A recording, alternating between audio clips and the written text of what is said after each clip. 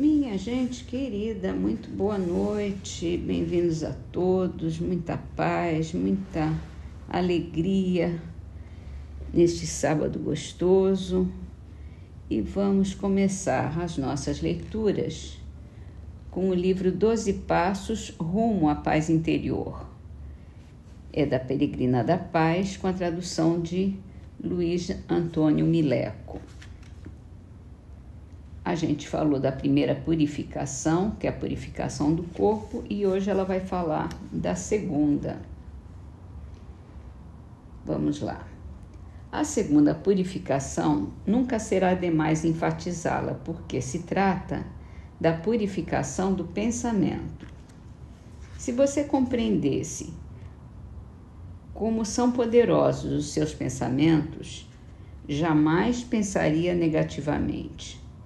Eles podem ser uma forte influência para o bem, quando estão no lado positivo, e podem fazer com que você adoeça fisicamente, quando estão no lado negativo.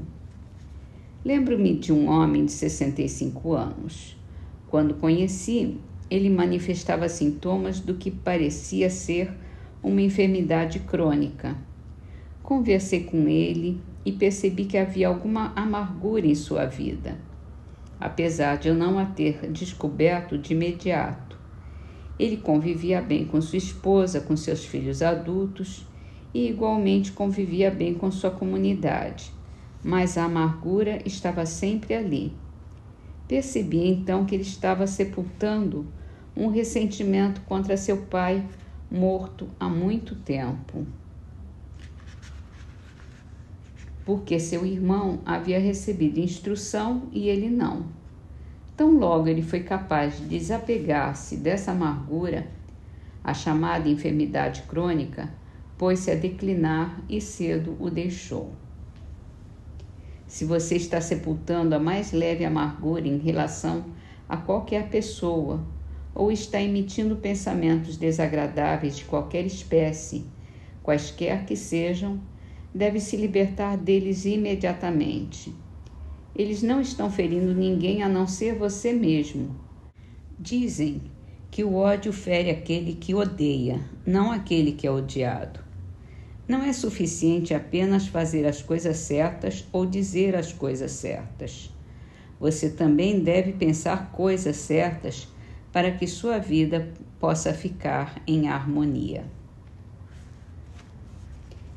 Muito certo isso, a gente vem falando sobre isso, sobre os fluidos que a gente emite com o pensamento, e esses fluidos,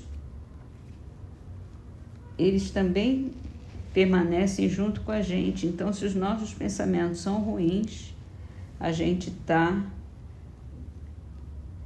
se envenenando.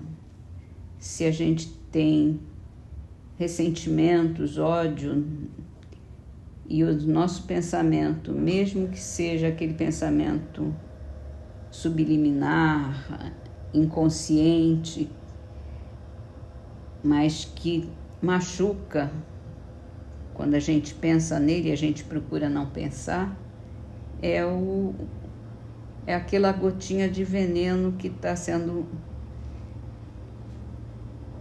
jogada dentro do nosso organismo, dentro da nossa alma, no nosso espírito, no nosso coração todo o tempo. Então, a gente acaba adoecendo mesmo.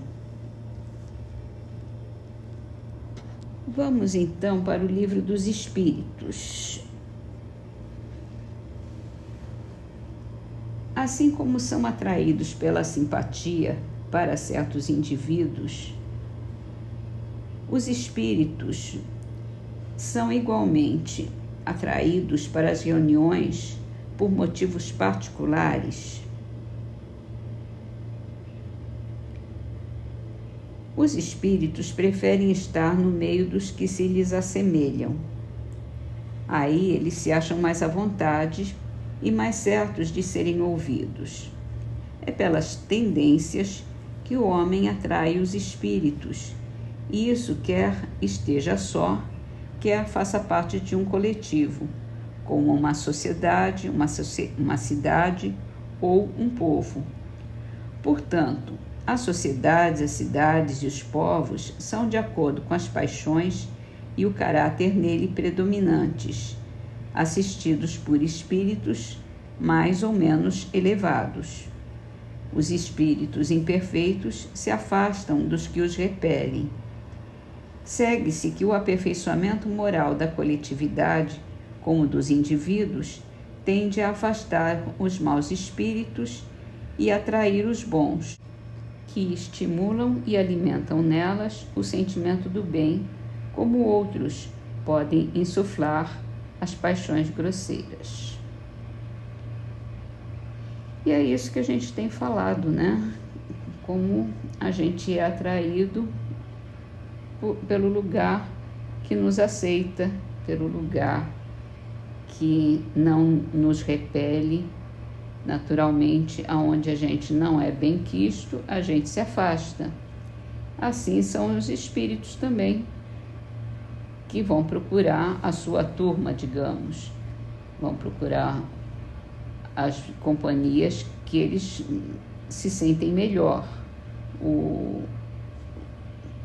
Os espíritos menos elevados, os mais ignorantes, mais imperfeitos, assim como nós mesmos, que somos também bastante imperfeitos, acabam procurando um lugar que não seja, que não só fale só de bem, de paz, de amor, que isso para eles não é interessante. Eles querem os prazeres, querem a diversão, e aí eles vão procurar esse meio. E se eles gostam de ver atrapalhada, gostam de ver violência, gostam de arreliar, de atrapalhar a vida dos outros, é o que eles vão fazer o tempo todo. Tanto encarnado quanto desencarnado. Não faz muita diferença isso, só que quando a gente está encarnado, às vezes a gente é obrigado a frequentar determinados meios que não são tão satisfatórios para nós e que a gente pode ter a influência de melhorar ou de piorar, né? Então, esse sectarismo que tem acontecido no mundo tem muito a ver também com essa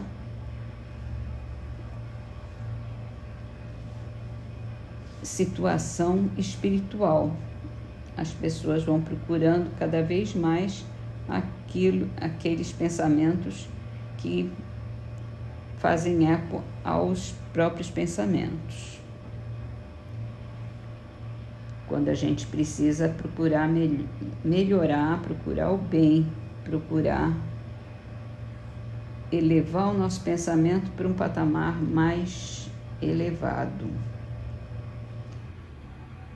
E assim vamos para o Evangelho segundo o Espiritismo. Estamos no capítulo Dê gratuitamente o que gratuitamente recebeu. E hoje a gente fala dos mercadores expulsos do templo. É a passagem de Marcos, capítulo 11, versículo 15 a 18, e também está em Mateus, capítulo 21, versículo 12 e 13. Eles vieram em seguida a Jerusalém e Jesus, entrando no templo, começou a expulsar dali os que vendiam e compravam. Derrubou as mesas dos cambistas e os bancos dos que vendiam pombos, e não permitiu que alguém transportasse qualquer utensílio do templo. Ao mesmo tempo os instruía, dizendo: Não está escrito, minha casa será chamada casa de oração por todas as nações. Entretanto, fizeram dela um covil de ladrões. Os príncipes dos sacerdotes, ouvindo isso, procuravam meio de o perderem, pois o temiam, visto que todo o povo era tomado de admiração pela sua doutrina.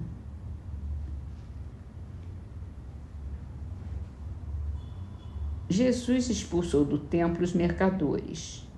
Ele condenou, assim, o tráfico de coisas santas, sob qualquer forma. Deus não vende a sua bênção, nem o seu perdão, nem a entrada no reino dos céus. Não tem, pois, o homem direito de lhes estipular preço. É uma coisa que a gente tem que levar muito em consideração no pensamento, nas nossas ações.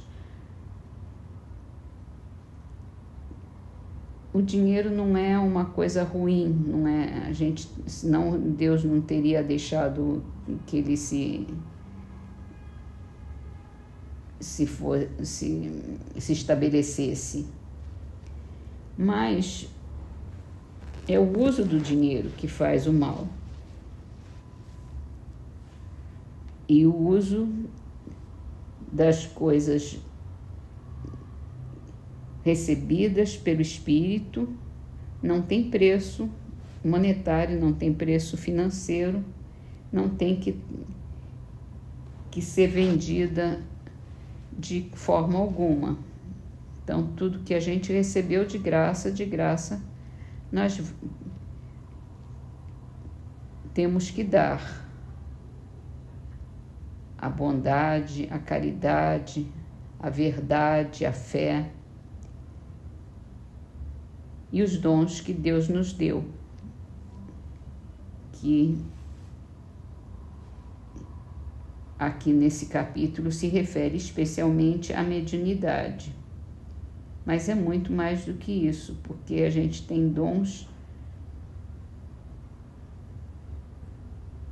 muitas vezes de fazer o bem para fazer o bem e queremos cobrar para fazer o bem. Isso não é bom para ninguém, muito menos para nós mesmos, que passamos a mercantilizar tudo que vem de Deus. Bom, vamos terminar as nossas leituras de hoje com a trovinha.